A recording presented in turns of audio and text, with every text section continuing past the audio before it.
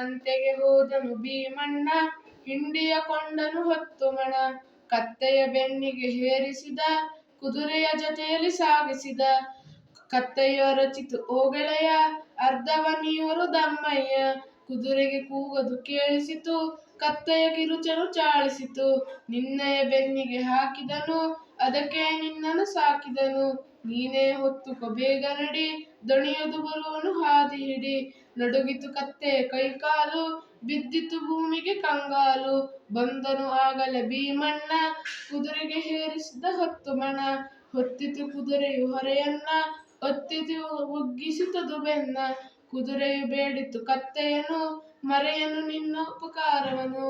ಒಂದಿಷ್ಟಾದರೂ ಹೊತ್ತಿ ಬಿಡು, ನನ್ನಯ ಪ್ರಾಣವ ಉಳಿಸಿಕೊಡು.